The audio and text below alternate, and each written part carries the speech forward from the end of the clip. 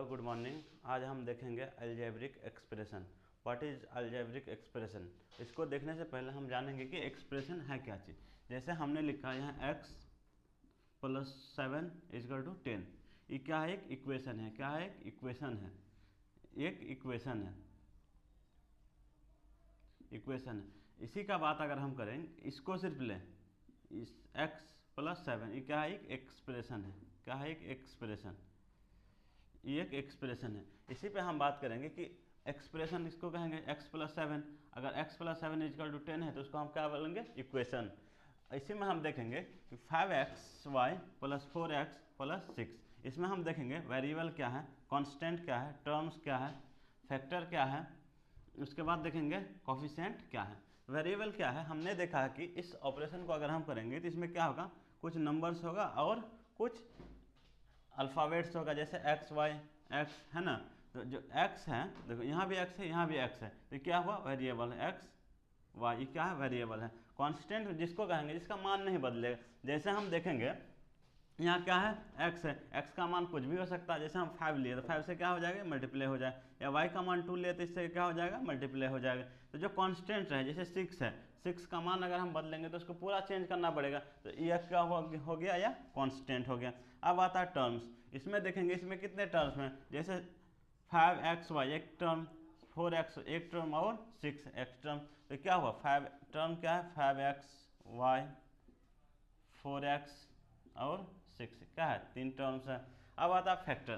Factor देखेंगे, जैसे हम यहाँ लेंगे 5xy, 5x लिए तो ये क्या होगा? ये अलग होगा। 5xy ये क्या हुआ? फैक्टर हुआ। जैसे हमने बताया, जैसे हम करेंगे यहाँ, जैसे हम 10 का अगर हम फैक्टर निकालेंगे, 10 का फैक्टर क्या हो सकता है? 1 हो सकता है, 2 हो सकता है, 5 हो सकता है और 10 हो सकता है। उसी तरह अगर हम 5xy का फैक्टर करेंगे तो क्या हो जाएगा? 5 होगा, x होगा और y होगा। अब कांस्टेंट क्या है? जैसे हमने लिखा 5xy, तो अगर हम पूछेंगे कि x का कोफिशिएंट क्या है तो 5 है। ये नंबर्स जो है इसका क्या है? कांस्टेंट है, 5 है।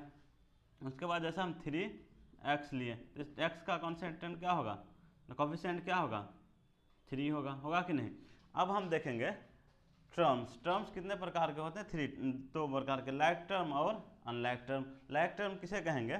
जैसे हमने लिखा 2x 3x, देखो x कॉमन आ रहा था, इसका मतलब क्या है? लाइक टर्म्स हुआ। अगर अनलाइक टर्म किसे कहेंगे? जैसे xy 4xy, उसके बाद 5yz,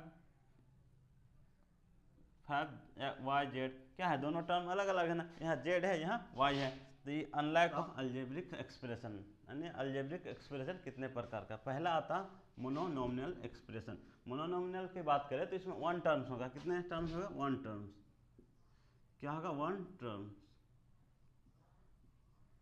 मोनोनोमियल में 1 टर्म्स होगा। जैसे 2xy या 3x, ये सब क्या? 1 टर्म है। तो क्या हुआ? 1 टर्म हो। अब आता है बाइनोमिनल। बाइनोमिनल में होगा 2 टर्म्स। कितना टर्म्स होगा? 2 टर्म्स।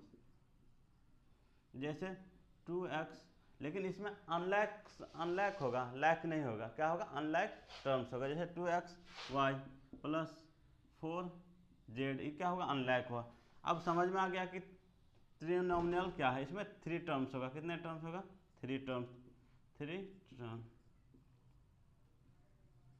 टर्म्स। इसमें क्या होगा? 3 टर्म्स होगा। जैसे इसमें भी अनलाइक होगा, लाइक नहीं होगा। जैसे 2xy 4a + 5z, कुछ भी हो सकता है।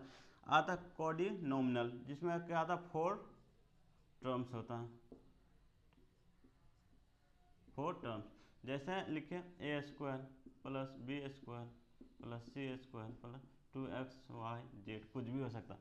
मतलब कहने का मतलब, जिसमें मोनोमिनल में 1 टर्म्स होगा, बाइनोमिनल में 2 टर्म्स होगा, ट्रिनोमिनल में 3 टर्म्स होगा और कोडिनोमिनल में 4 टर्म्स।